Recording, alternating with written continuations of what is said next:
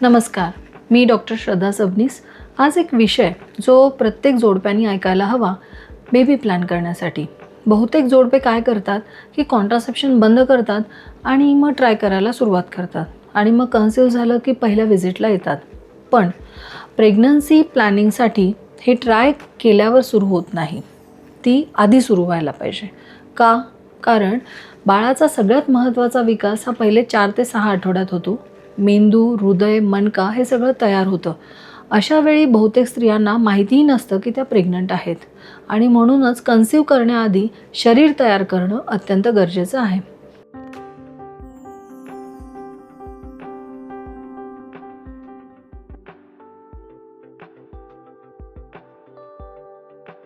आज मी तुम्हाला 5 गोष्टी सांगणार आहे आणि ज्या प्रेग्नन्सी प्लॅन करण्याआधी करायला हव्यात। मग त्या कोणत्या 5 गोष्टी आहेत? पहिलं, फॉलिक ॲसिड सगळ्यात आधी सुरू करा। पहिली आणि सगळ्यात महत्त्वाची गोष्ट की फॉलिक ॲसिड।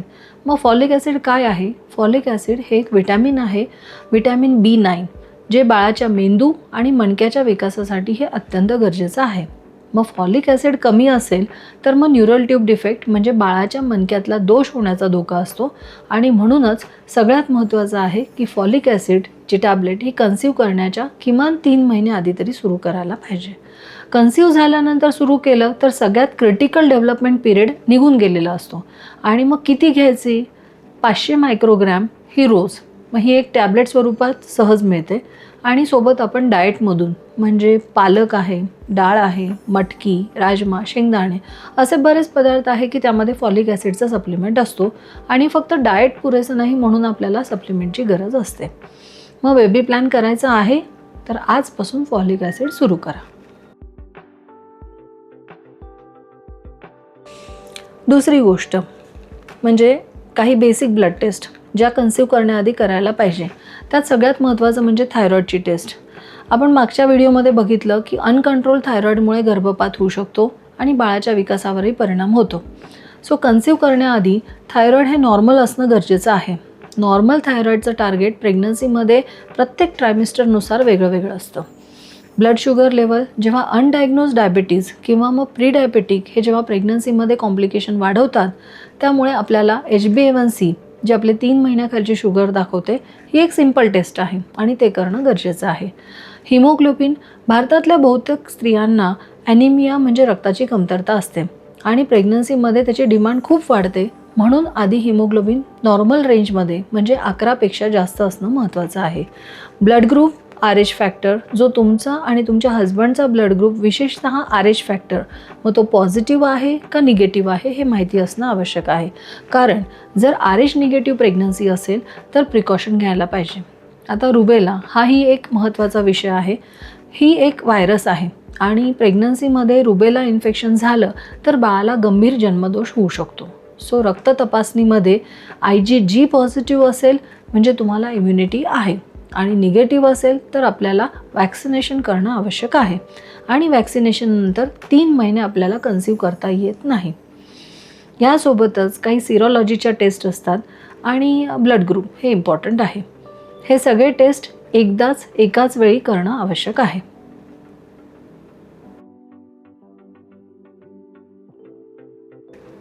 तिसरी गोष्ट, लाईफस्टाईल चेंजेस, आणि हे फक्त बायकोसाठी नाही, हे दोघांसाठी पण आहे। वेट मॅनेजमेंट म्हणजे बॉडी मास इंडेक्स नॉर्मल रेंजमध्ये असणं कन्सीव्ह करण्यासाठी आणि प्रेग्नन्सी कॉम्प्लिकेशन कमी करण्यासाठी खूपच महत्त्वाचं आहे। जास्त वजन हे जस्टेशनल डायबिटीस, प्री इक्लाम्शिया, सिझेरियन यांचे धोके वाढवतात। कमी वजन असलं तर फर्टिलिटी कमी करतं। स्मोकिंग, अल्कोहोल, टोबॅको दोघांनीही कन्सीव्ह करण्याच्या 3 महिने आधी तरी सगळं बंद करणं आवश्यक आहे। पुरुषांमध्ये स्मोकिंग हे स्पर्म क्वालिटी खराब करतं, स्त्रियांमध्ये फर्टिलिटी कमी करतं। कॅफिन पूर्णपणे सोडायची गरज नाही, पण दिवसाला 2 कपपेक्षा जास्त चहा कॉफी मात्र कमी करा। एक्सरसाइज डेफिनेटली की मॉडरेट एक्सरसाइज म्हणजे चालणं कोणत्याही फॉर्ममध्ये असो, मग ते योगा असो, स्विमिंग असो, हे फर्टिलिटीसाठी खूप चांगलं आहे।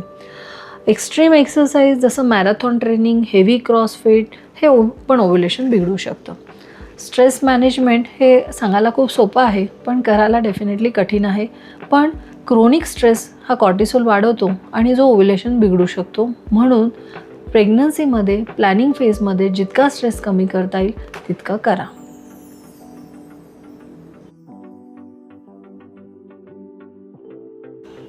चौथी गोष्ट, ओव्युलेशन टायमिंग. हे बहुतेक कपल्सना माहिती नसतं की कन्सीव्ह करण्याच्या आधी कॉन्टॅक्ट कधी ठेवायचा. सो हे सगळं ओव्युलेशनवर अवलंबून असतं. आता ज्यांचे पिरियड्स रेग्युलर आहेत त्यांच्यामध्ये ओव्युलेशन म्हणजे ज्यांची 28 दिवसांची सायकल आहे त्यांच्यामध्ये जनरली ओव्युलेशन हे 11 ते 16 दिवसामध्ये होण्याची शक्यता असते आणि त्यामुळे त्या दिवसामध्ये जास्तीत जास्त कॉन्टॅक्ट जर झाला तर कन्सीव्ह होऊ शकतं. मग ओव्युलेशन कसं ट्रॅक करायचं? आता त्याच्यासाठी डिफरंट मेथड्स आहेत, जसं कॅलेंडर मेथड. आता पिरियड्स जर रेग्युलर असतील तर पुढच्या पाळीच्या 14 दिवस आधी तरी ओव्युलेशन अपेक्षित असतो. पण मग हे कसं आहे, अप्रॉक्सिमेट आहे आणि अनेक पिरियड हे ट्रॅकिंग मेथडनी परफेक्ट प्रेडिक्ट करू शकत नाही. मग काय करू शकतो, तर बाहेर मार्केटमध्ये ओव्युलेशन किट्स मिळतात ज्यामध्ये फार्मसीमध्ये मिळतात, ज्यामध्ये आपण प्रेडिक्ट करू शकतो की ओव्युलेशन कधी होतं. युरिन टेस्ट असतात की ज्याच्यामध्ये LH हार्मोन डिटेक्ट करता येतो जो ओव्युलेशनच्या 24 ते 36 तास आधी वाढतो. मग हे सगळ्यात ॲक्युरेट आहे आणि सगळ्यात महत्त्वाचं म्हणजे डेली किंवा अल्टरनेट डे ओव्युलेशन विंडोमध्ये जर कॉन्टॅक्ट झाला तर त्यावेळेस प्रेग्नन्सी राहण्याचे चान्सेस हे जास्त आहे.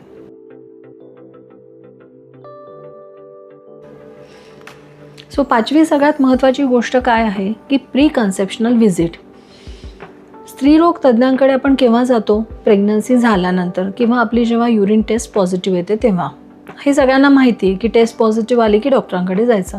पण जे प्रेग्नन्सी प्लॅन करण्याच्या आधीची जी व्हिजिट असते त्यासाठी गेल्याने काय फायदा होतो हे बहुतेकांना माहिती नसतं. प्री कन्सेप्शन व्हिजिटमध्ये काय होतं? कंप्लीट हिस्ट्री तुमची, तुमच्या कुटुंबाची, medical history, basic examination, blood test आणि फुल प्लॅनिंग, जसं फॉलिक ॲसिड घेणं आवश्यक आहे, त्यासोबत बाकी सप्लिमेंटेशन, रुबेलासाठीचे वॅक्सिनेशन आणि गरज असेल तर पाहिजे तेवढे प्रश्न विचारायची संधी, भीती, शंका, चिंता हे सगळं आपण क्लिअर करू शकतो. सो एक छोटीशी भेट आपल्याला प्रेग्नन्सी जर्नीमध्ये योग्य दिशेने चालू करता येते. बेबी प्लॅन करण्यासाठी 5 गोष्टी महत्त्वाच्या आहेत. पहिली गोष्ट, फॉलिक ॲसिड 3 महिन्याआधी सुरू करणे. दुसरी आहे बेसिक ब्लड टेस्ट करा, thyroid, sugar, haemoglobin, blood group, rubella. तिसरं आहे लाईफस्टाईल चेंजेस, ते पण दोघांसाठी, हजबंड आणि वाईफ. चौथं आहे ओव्युलेशन टायमिंग समजून घेणे. 5वं, एक प्री कन्सेप्शनल व्हिजिट डेफिनेटली करणं आवश्यक आहे. प्रेग्नन्सी प्लॅनिंगसाठी चान्सवर सोडण्याची गोष्ट नाही. हे प्रिपरेशन आहे आणि थोडी प्रिपरेशन खूप मोठा फरक करते. जर तुम्ही प्लॅनिंग स्टेजमध्ये आहात तर एक प्री कन्सेप्शनल व्हिजिट करा आणि तुमच्या बाळासाठी हेल्दी प्लॅन करा.